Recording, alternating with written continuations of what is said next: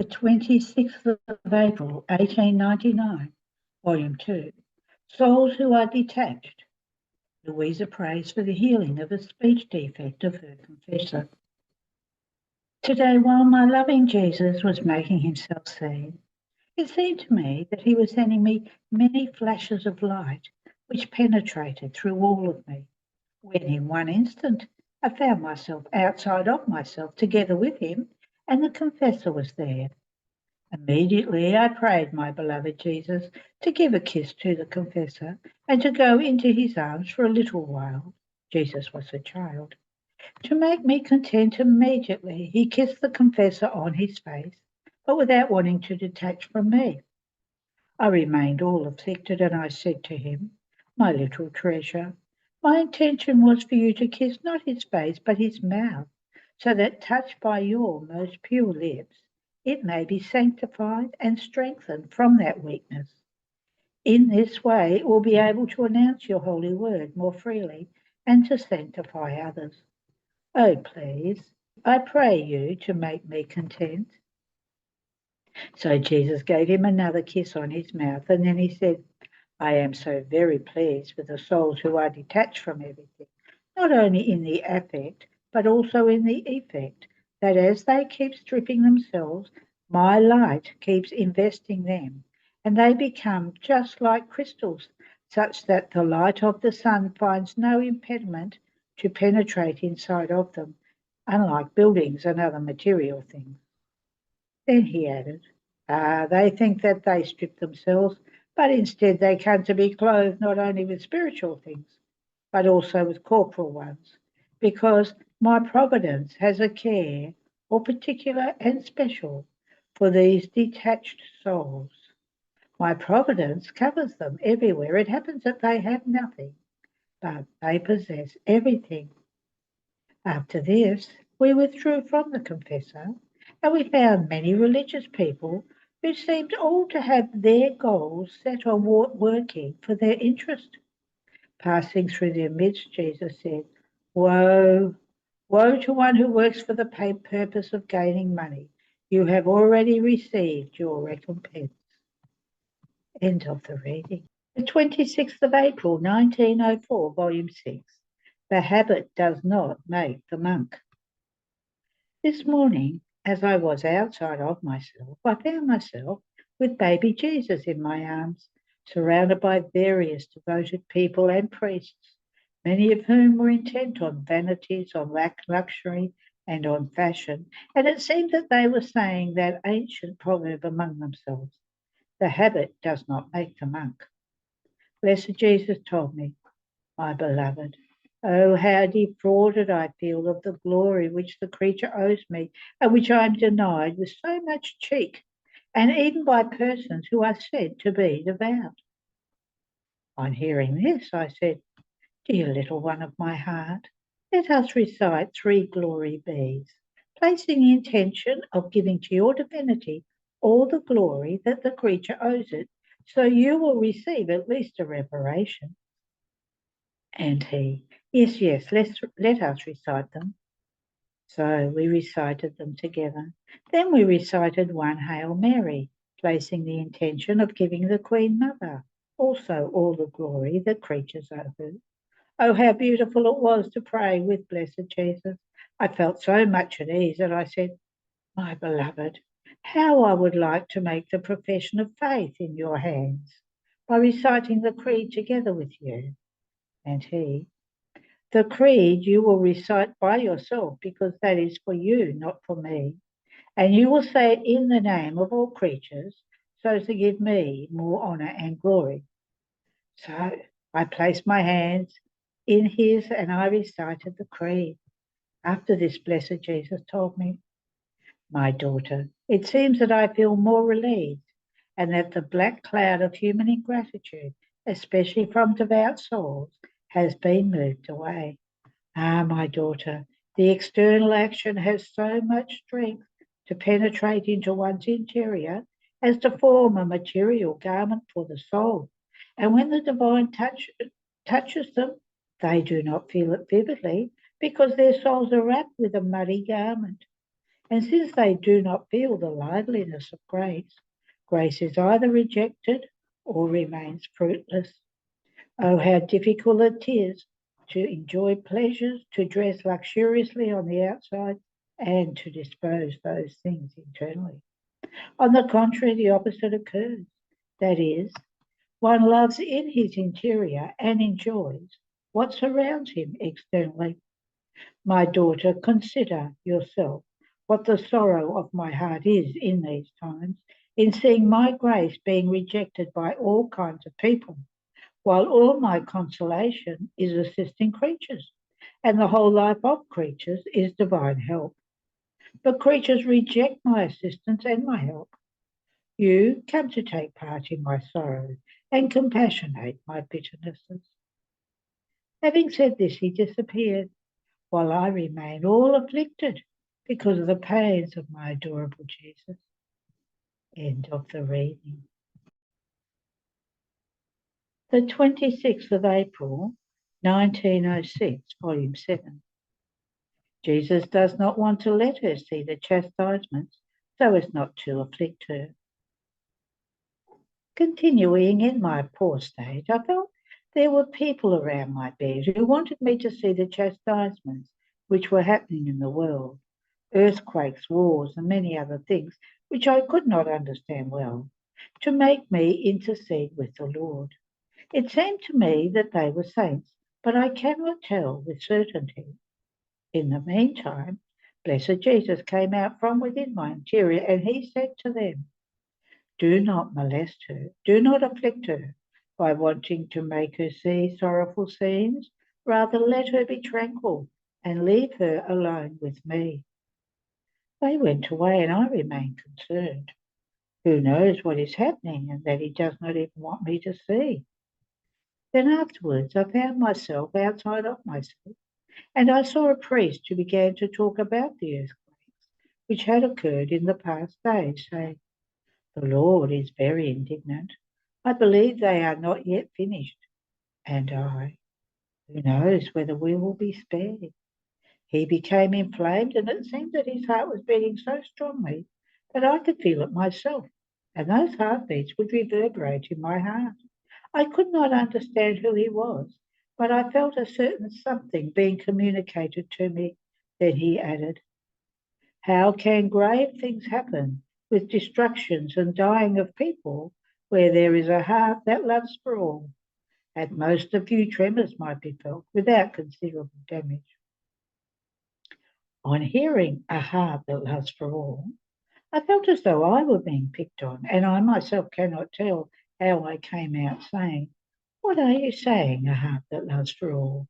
Not only that loves for all, but that repairs for all, that suffers, that thanks, that praises, that adores, that respects the holy law for all, because I do not believe it is true love toward the beloved if one does not render him the love and the satisfaction which the others were supposed to render him, in such a way that in that person he must find all the good and the contentment which he wants to find in all.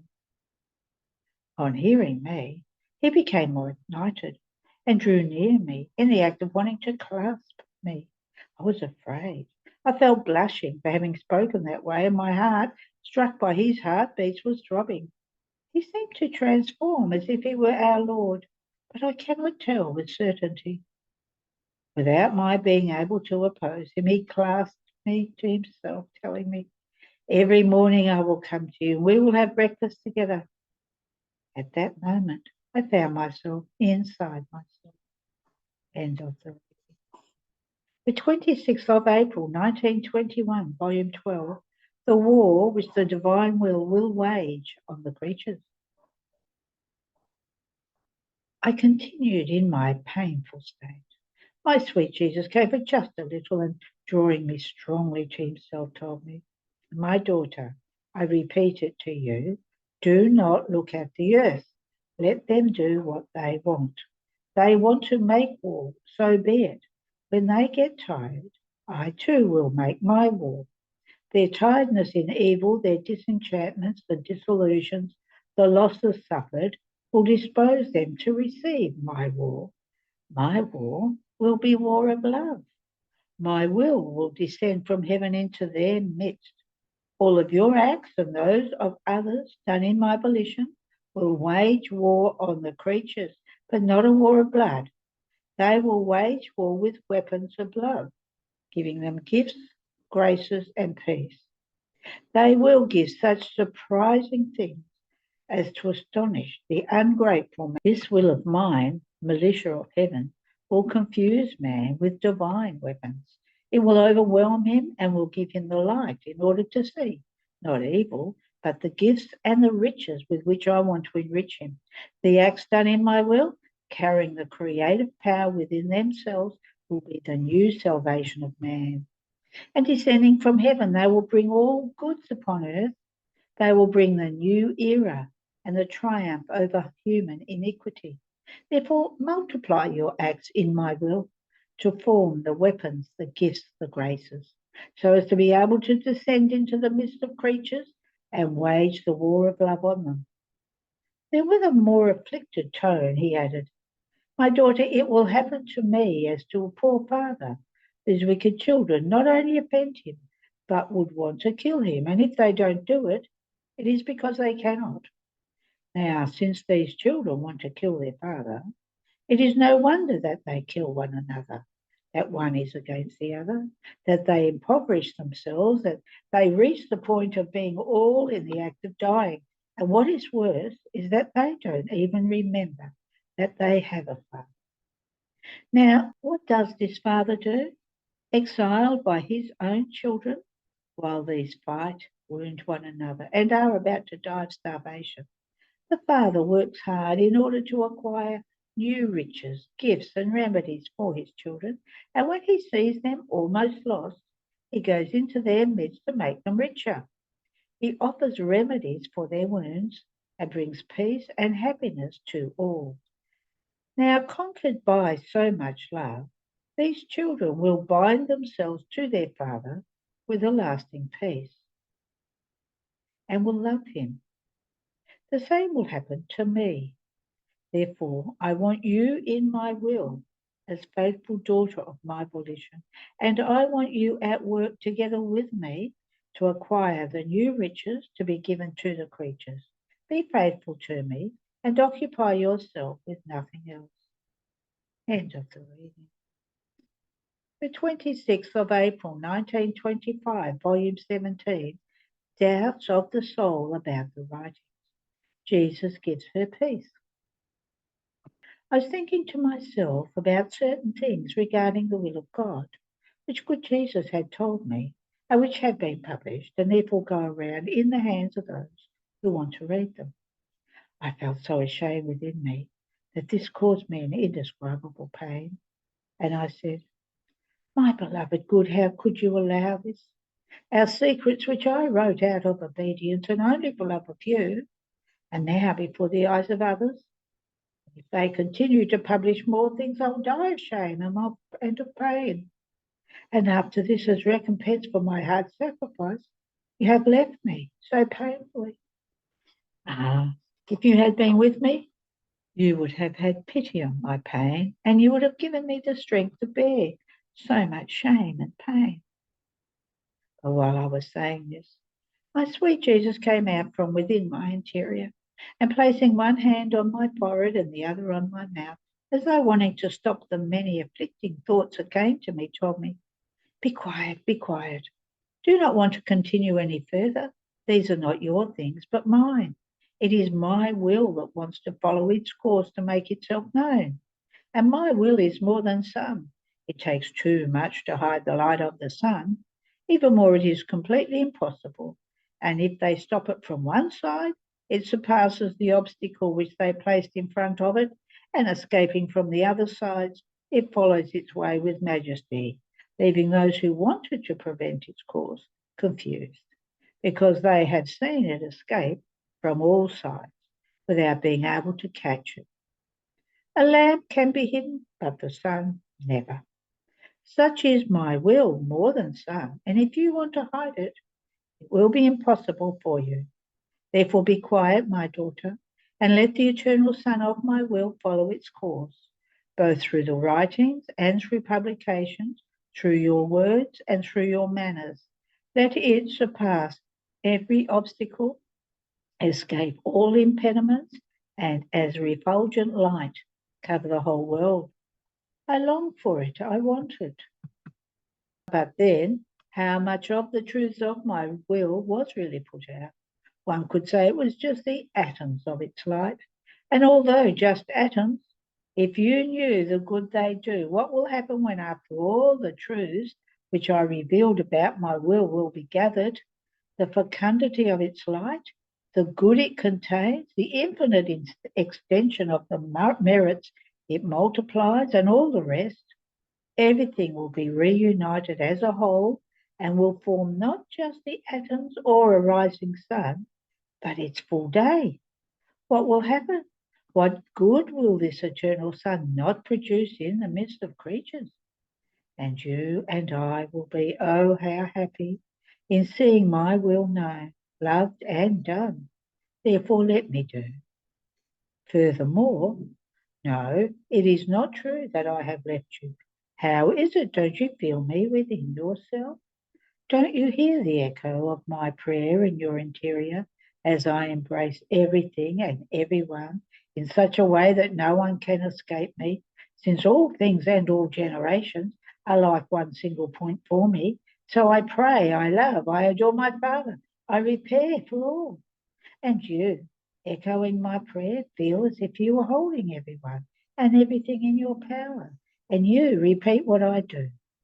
Is it perhaps you or your capacity to do this? Ah, no, no. It is I who am within you. It is my will that makes you take everyone and everything in your power and that follows its course within your soul. And then do you want anything apart from my will? What do you fear? That I may leave you? Don't you know that the surest sign that I reside within you is that my will has taken its place of honour in you, that it dominates you, and that it does with you whatever it wants? My will and I are inseparable, and it renders inseparable from me whoever lets himself be dominated by it. End of the reading. The 26th of April, 1928, volume 24. What one gives to God with thee, I love you. The prodigious secret, how it forms many divine births. How nothing of what our Lord did escaped the most holy Virgin. How the divine will is the breath of the soul. I was doing my round in the divine fiat, and according to my usual way, I was investing all of creation with my refrain. I love you, I adore you, I bless you. And while doing this, I thought to myself, what do I give to my God with this long story of I love yous? And my sweet Jesus, moving in my interior, told me, my daughter, a pure, holy, and upright love is a divine birth. It comes out of God and has the virtue of rising and entering into God, to multiply these births from him and to bring God himself to each creature who yearns to love him. Therefore, when the soul is invested by this love and receives this birth, she can form many other births for as many times as she says her I love you, in such a way that her I love you flies before God, and the Supreme Being looks inside the I love you that the creature says to him, and in that little I love you he finds all of himself and feels he's being given all of himself by her. That little I love you contains a prodigious secret. In its littleness, it encloses the infinite, the immense, the power, so much so that it can say, I give God to God. And in that little I love you of the creature, the infinite being feels all of his divine qualities being touched, because since it is a birth from him, he finds all of himself in it. This is what you give me with your many I love yous. You give me myself as many times. There is nothing more beautiful, greater, and more pleasing to me that you could give me than to give me all of myself. My fiat that forms in you the life of your I love you for me delights in forming many births from us and so it keeps the pace of the I love you in you, yearning to always mint the divine coin of your I love you for each created thing. And then it looks to see whether all the things created by us are pearled with the prodigious secret of your I love you. My daughter, we do not look at whether what the creature does is great or small. We look rather at whether there is the prodigy of our secret, and her littlest acts, thoughts, and sighs are invested by the power of our will. All is in this, and it is all for us. After this, I was continuing my round in the Fiat to accompany all that Jesus had done in redemption, and I thought to myself, how I wish I had done what the Sovereign Mama did when she was with Jesus. Certainly she followed all of his acts and let nothing escape her. But as I was thinking of this and other things, my always lovable Jesus added, my daughter, indeed nothing escaped my mama, because everything I did and suffered resounded like deep echo in the depth of her soul, and she was so attentive in waiting for the echo of my acts that the echo, together with everything I did and suffered, would remain imprinted in her. And the sovereign queen emitted her echo within mine, and made it resound in the depth of my interior in such a way that torrents would run between me and her, seas of light and of love that we unloaded into each other. And I made the deposit of all my acts in her maternal heart. I would not have been content had I not had her always with me, had I not felt her continuous echo, that resounding in mine drew from me even my heartbeats and breaths to deposit them in her. In the same way, I would not be content if even from that time I did not have you, who were to follow all of my acts in my divine will. In fact, even from that time, I made the deposit of them in you, moving the echo of my Queen Mama into the depth of your soul. And through the length of the centuries, I looked at the echo of my Mama in you in order to realize the kingdom of my divine will. This is why you feel as though drawn to follow my acts. It is her maternal echo that resounds in you. And I take the occasion to make the deposit of it in the depth of your interior, to give you the grace of making my eternal fiat reign in you. Then I felt my poor mind as though immersed in the sea of the divine fiat. Its light invested all of me, and I could see neither the height nor the depth of its boundaries. I felt it as more than life in me, flowing everywhere within me. My beloved Jesus, moving in my interior, told me, my daughter, my will is life, it is air, it is breath of the creature.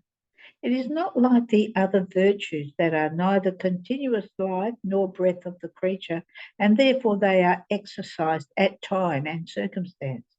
Patience is not always exercised, because many times there is no one who allows it to be exercised, and so the virtue of patience must remains idle, without giving its continuous life to the creature. Nor does obedience or charity form their life, because the one who has the continuous act of commanding, or the one toward whom charity could be exercised, may not be there. Therefore, the virtues can form the ornament of the soul, but not the life. On the other hand, my will is prime act of all the acts of the creature. So if she thinks, if she speaks, if she breathes, it is my will that forms the thought, the word, and giving her the breath, it maintains the circulation, the heartbeat, the warmth. And just as one cannot live without breathing, so one cannot live without my divine will. There is always need of it to be able to continue living. Yet while they receive its continuous breath, it is not recognized. My will is so necessary that one cannot do without it even for one instant, because it is not only the bearer of all human acts, but it is also the bearer of all created things. My fiat is prime act of the sun and makes creatures breathe light. It is prime act of the air, of water, of fire, of the wind, and creatures breathe my divine will in the air they breathe, in the water they drink, in the fire that warms them, in the wind that purifies them. There is not one thing in which they do not breathe my will. Therefore, in all things, be they small or great, even in the breath, the creature can always do my will. And by not doing it, it is an act of divine will that she loses. It is its breath that she suffocates continuously. She receives its life, its breath, but to convert it into human, rather than to be herself transformed into my divine will. End of the reading. There are no more readings today. There are no readings for the 27th. See you on the 28th.